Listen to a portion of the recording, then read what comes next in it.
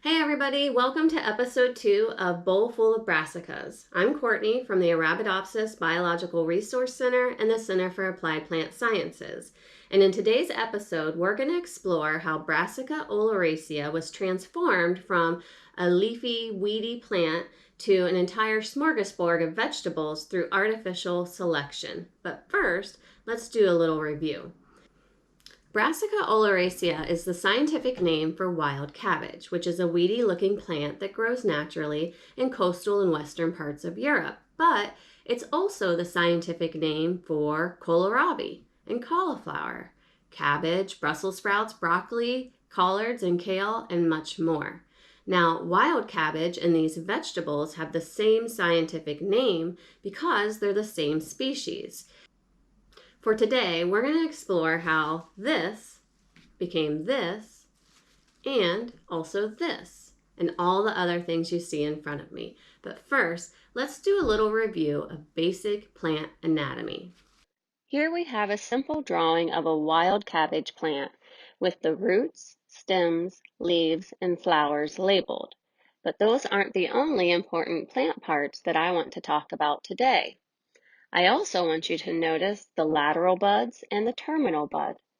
In the plant world, a bud is an undeveloped shoot that has the potential to grow into a plant part, such as a leaf, stem, or flower. The buds that grow in the space between the stem and where the leaf attaches to the stem are called lateral buds. The buds that grow on the end of a stem are called terminal buds.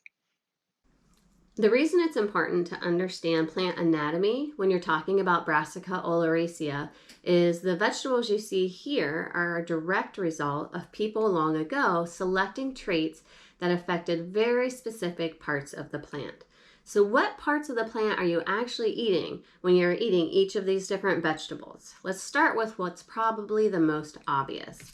I have collards and kale. And as you may have guessed, when you're eating these vegetables, you're eating the leaves of the plant.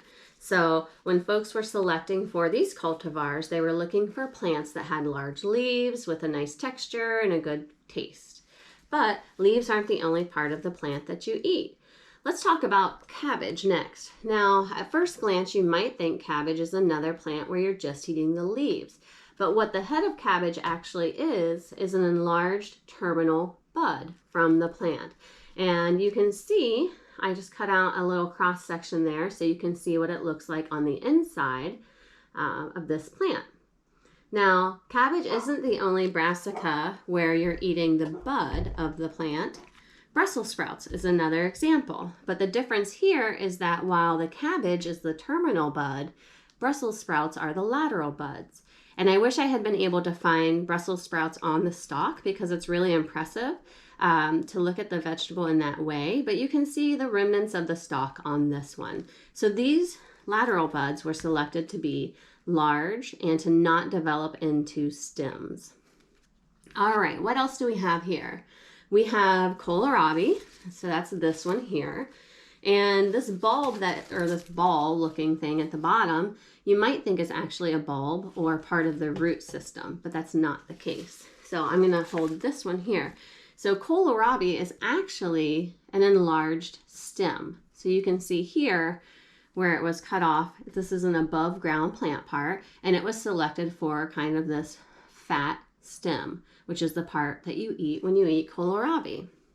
So we have two left. We have our cauliflower and our broccoli. Now, these two are pretty similar. You're eating the same part of the plant when you eat these two vegetables. So with cauliflower, I don't think it's quite as obvious, but this is the flower head of the plant. And so these are unopened flowers that you're eating. You can actually also eat the stem and stalk of the cauliflower. And I'm gonna go ahead and cut through so we can take a look at what it looks like in there. So you can see that here is kind of the main little stem, and then you have all of these that come off to go up to the individual flower heads. So that's what your cauliflower looks like. Now, it's very similar when you compare it to broccoli. Broccoli is also flower heads, and then when you look up close, I think it's a little more obvious that these are little unopened flowers. And you can also eat the stalk and the stem of this as well. So let's cut through there just so we can kind of compare it to our cauliflower. So there you go. You can see that there's a lot of similarities in how these two plants look.